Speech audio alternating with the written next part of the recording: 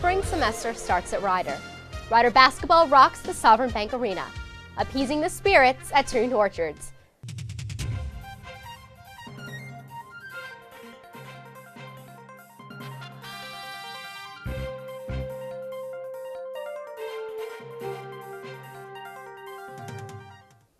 Welcome to the News at Rider. I'm Katie LaCourte. Students are back on campus after 6 weeks of rest and relaxation. Kelly Dixon spent the day talking with students about how they use their time over break and how it feels to be back on campus. Campus is looking busy again, filled with residents and commuters eager to begin the new semester. Sophomore Jonathan Chebra looks forward to what the new semester will bring. Do you have any new expectations for this semester? I just finished up an internship with my congressman over in Pennsylvania, and so I'm going to have a little bit more free time. Going to try to get involved with Student Senate. Right now we're planning the Bronx Blowout. We're doing a bunch of things through ACS and some different organizations on campus, hoping to get a little bit more involved. Other students, like the president of SGA, Steve Klemchuk, are heavily involved in future student activities. Besides the Monday and Thursday pub nights and University Ball, as well as the greatest Greek holiday ever. Do you know what that is? It's Bid Day. That should be pretty good. As well as there are going to be some interesting new programs going on this semester. They're a little down low right now, but they're going to be good. I guarantee it. Rider University was a large part of the president of SEC, Evan Perry's winter break. I was in Ireland for about 9 days with the business school. It was the business trip. It was a real great experience for me. I had never been to Europe before. This was the first time for me over there, and we had a great time. We saw some pretty unique businesses. We actually got to see Dell of Ireland and Yahoo, and that was a really exciting time. Work has already started for the Association of Commuting Students here at Rider. I've been planning an event, the Rider Rumba Dance-a-thon, and it's going to be going off next Friday, so I'm really excited to see how that turns out and really encourage everyone to join and participate. Although students will be involved with many different activities this semester, they are all united with one goal: success at Rider. Here at the Student Center, I'm Kelly Dixon, Channel 20, News at Rider. As students came back to campus, they were greeted by a completely new webmail system. Nicholas Balassi reports. Well, Katie, as you can see, the student government has just completed their Senate meeting, and the one issue that dominated was the new webmail. Vice President of Information Technologies Carol Kondrach assured senators that the current layout of the new webmail is not the most current version. There's already a security patch or update that is forcing us to upgrade the new webmail to a new interface. A question from the audience was posed about the best way to transfer messages from the old webmail server to the new one. The brute force way, which is to log into your old email and forward messages one at a time over to your email address. The old email doesn't receive mail anymore, so if you forward it to yourself, it's going to go to the new server automatically, one at a time. The other method you could use, following that same train of thought, is log into your old email and choose a number of messages and forward them all at once to your email address. Advantages are you get more bang for the buck. Disadvantages are they're all going to go into one email. So you'll have 15, if you transfer 15 messages at once, you're going to get one email on the other side with 15 messages in it. Junior John Schulter still finds the new webmail frustrating. It's really hard to transfer your old messages to the new server. So, it just makes it a little more confusing. So I don't really like it. Other students feel the new webmail is a step in the right direction. It definitely needed to be updated. It just took forever to get into it sometimes, and there was always problems. So definitely glad that they updated it. I'm able to get my mail and play around. So definitely beneficial. Some say they're satisfied, but they're still experiencing a few setbacks. I was satisfied with the old one, but I like the new one, except for the fact that I can't change my password because it reset since I took the semester off.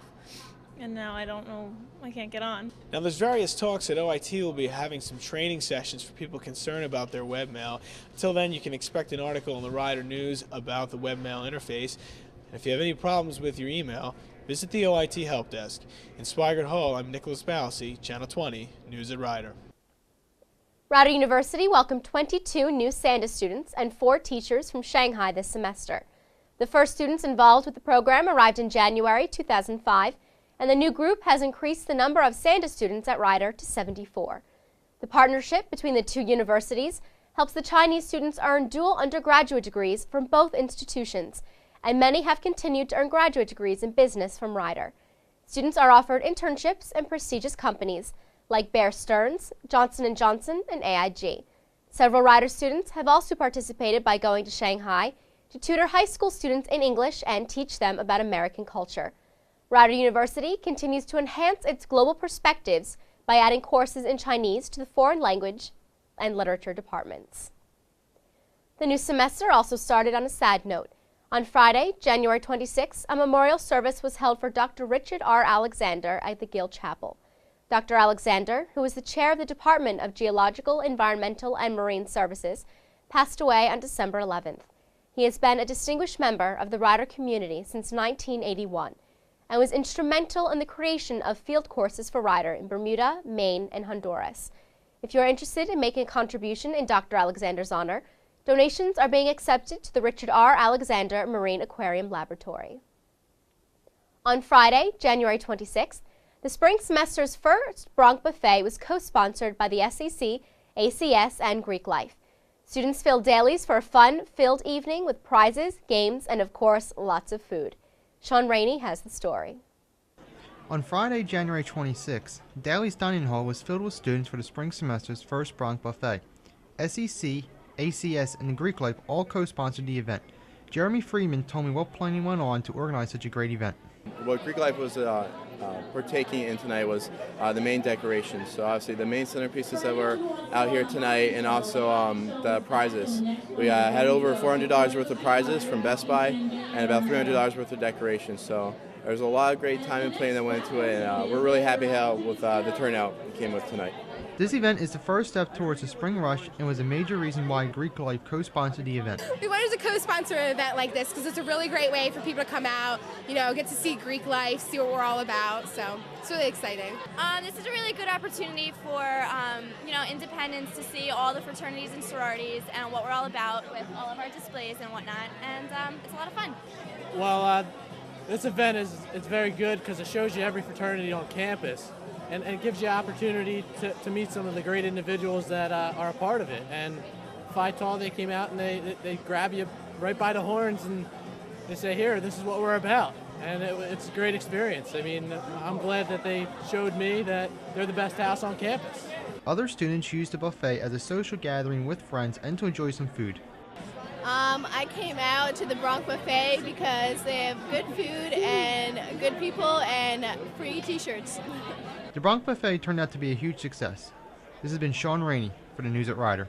Sports at Rider are becoming a family affair, and the athletics department has gained national attention because of it. 11 sets of siblings are playing on 13 different varsity teams. 10 sets play on the same teams with their brother or sister, and there are 2 sets of twins who play on the same team. The rarity among the NCAA Division I teams was featured in the sports section of the New York Times on December 25th. Many of the younger siblings followed their older brothers or sisters to Rider because of the family atmosphere, the close-knit teams, and the small class sizes that are available here at Rider University. On Saturday, January 27th, the Bronx women's basketball team played St. Peter's while the men's played Siena at the Sovereign Bank Arena. Even though the game was played outside of the Bronx Zoo, that didn't stop the Rider fans from shouting their support for their fellow Bronx. Sean Rainey has the recap. On Saturday, January 27th, the Bronx men's and women's basketball teams had a doubleheader at the Sovereign Bank Arena in Trenton. The Lady Bronx took to the court first against St. Peter's. The Bronx tried their best, however, but St. Peter's was able to get the 71-56 victory. By 3 o'clock, the Rider fans began to fill the arena for the men's game against Siena. It was a chess match in the first half, but Siena took a 3-point lead into the half. Well, we don't have that many home games, so I think we only have 4 games, including this one. We need to win this game. I know we're only down by 3 at halftime, but I went to a few games on the road, and it's not looking promising on the road, so I think we need to win all games at home and hopefully come out of the pack and finish around like 5th or 4th at the highest, so we don't have to play on the first day. The Bronx came out strong in the second half behind the play of Jason Thompson. Thompson's play and key 3-pointers by Harris Mansell and Terrence Mouton were able to give Rider the come-from-behind victory over Siena 84-78. With the game played at the Sovereign Bank Arena, the crowd wasn't as loud as usual, but the fans expressed their views on playing in a big arena compared with the Bronx Zoo.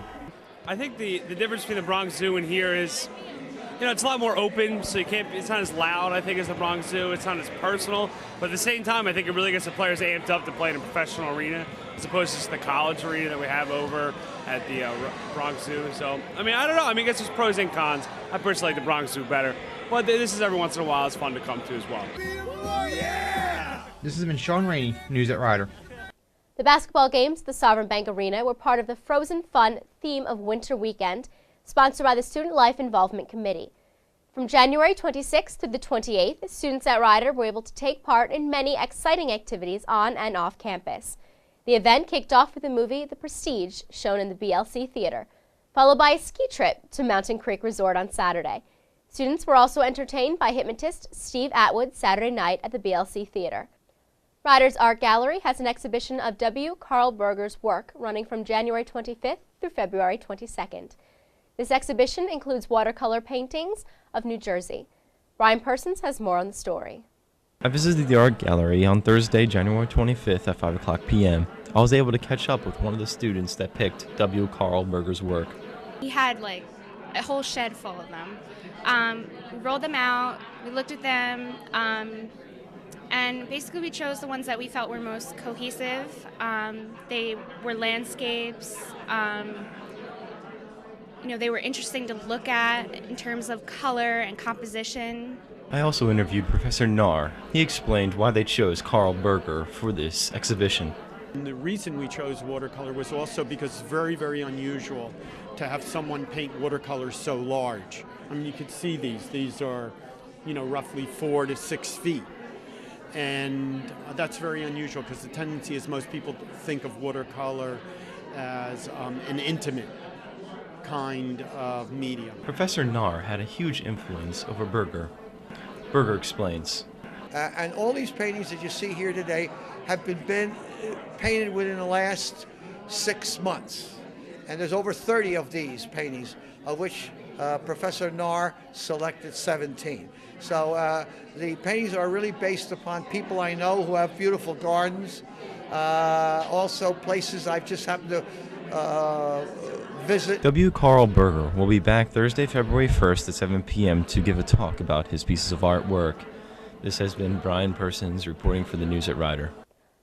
On Thursday, February 8th at 7 p.m., the Art Gallery will host Volante Flutes. Volante Flutes is a quartet of Westminster Conservatory faculty members, Jill Crawford, Ellen Fisher-Dierberg, Catherine McClure, and Barbara Heighton-Williams. The program will include a selection from Bizet Carmen arranged for flutes and 12 pieces by Eugene Bozat, among others. The Rider University Art Gallery is located on the second floor of the Bart Luedeke Center on the Lawrenceville campus. Fraternity Sigma Phi Epsilon threw a banquet for the individual that embodies their principles. The night culminated in a presentation of the Balanced Man Scholarship. Brian Persons was there to cover the event.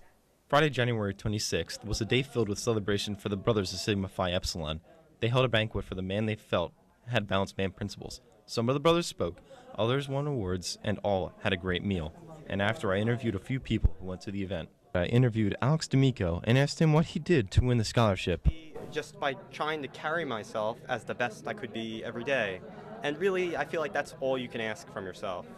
And I'm actually kind of overwhelmed right now because there were so many great finalists, and I know that each of them, tried the best they could do and always worked to the best of their abilities every day. And I'm really proud of them, and I'm proud of myself, and I'm just really happy, of course, but I don't really know what to say. I'm kind of overwhelmed. Guest speaker Dean Campbell mentioned how to be a balanced man by giving the definition of one. It's a circle. It's a circle, how it works out. People give to you, people help you, and it's your turn to give back. And that constant life of learning and giving is the balance, that is the balanced man. The organizer of tonight's event, Glenn Janurup, talked about SIGEP's national standing and how their principles create true balanced men. SIGEP is a leader nationally, and I think the banquet tonight is emblematic of what the chapter is about. It's about balanced men, leaders, scholars, athletes, and gentlemen. And by reaching out to other balanced men here at Rider, It just increases the opportunity for more men to experience the benefits of Sigma Phi Epsilon. The New Jersey Zeta chapter will continue this banquet till next year. The brothers want to instill in Rider that this is how they recognize excellence. This has been Brian Persons reporting for the News at Rider. HBO, Disney Channel, pay-per-view. What Rider students really want to study. But how possible is it to get these channels into the residence halls? We went to the Office of Information Technology to see if OIT can pass this class. Last semester, the Student Government Association addressed the issue of bringing HBO, Disney Channel, pay-per-view, and HDTV to Rider's campus. These choices open a whole new realm to students' lives. Michelle Domilewski, SJA Secretary, feels that the addition of channels and technology is beneficial for the campus. Basically, I think it's really important for the students to get the Disney Channel on campus or any other channels because SJA really strives to make students happy at Rider, and we're always looking for ways to improve student life. However, the process of achieving this goal at Rider takes some time. Carol Kondrak, Associate Vice President at the Office of Information Technology, says the process is not as easy as students believe. In order to get additional programming onto our campus, we've got to work with our cable provider, who is presently Comcast. And the service that they offer to bring channels to a organization like Rider, it's called a bulk service. And they have to have an agreement with the programming provider at their end in order to bring Disney Channel capability to our head end, we call it, or our main distribution center where we can push it out into the residence hall rooms. HDTV itself is another matter. The Lawrenceville campus must have an increased bandwidth before students can see digital television, something that the Westminster campus may achieve first with their updated system. Only the test of technology will tell if Rider students will be able to get what they want. The week of February 5th is the last opportunity for graduating seniors to get their portraits taken for the yearbook. Students who want to have their photo taken for the yearbook can call 1-800-OUR-YEAR or visit www.ouryear.com to make an appointment. Lawrence Township has joined other neighboring communities in an effort to prohibit tandem trucks and 102-inch wide trucks from utilizing Route 206. The Town Council approved a resolution opposing the Department of Transportation's plan to put Route 206 on a list of roads that could be used by the big trucks. The resolution argues that large trucks would put pedestrians' lives in danger and create more noise in the residential town. The council wants the tractor-trailers to use Route 1 when they do not have to make deliveries in the Lawrenceville area.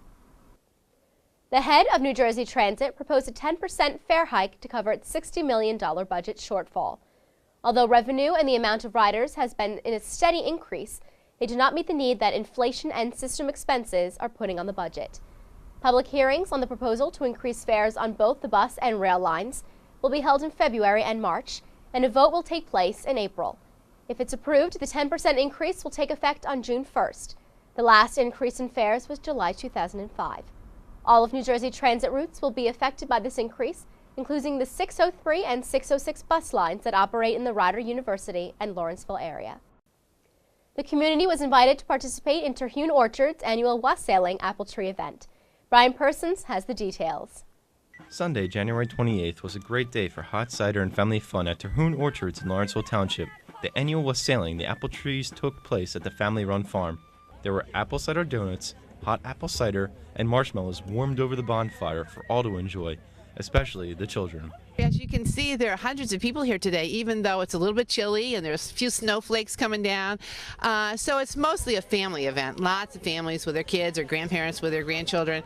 And the main basic thing is the singing and dancing and chanting around the apple trees in our old romantic apple orchard over here. Some of those trees have been here for 100 years. It's very agriculturally related.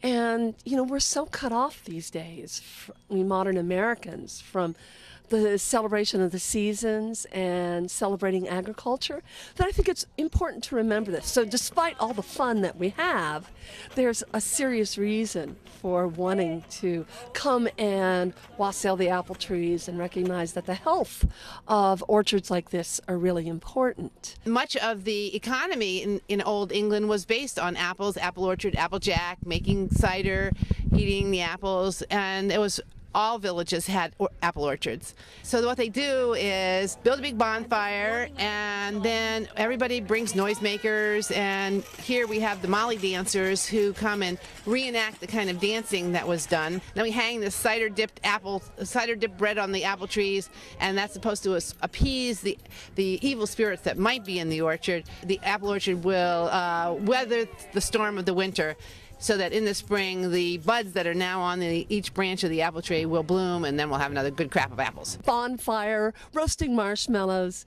is sort of what isn't there to like, especially if you're a kid. For more information, visit terhuneorchards.com. This is Brian Persons for the News at Ryder. From all of us at Channel 20, thanks for watching.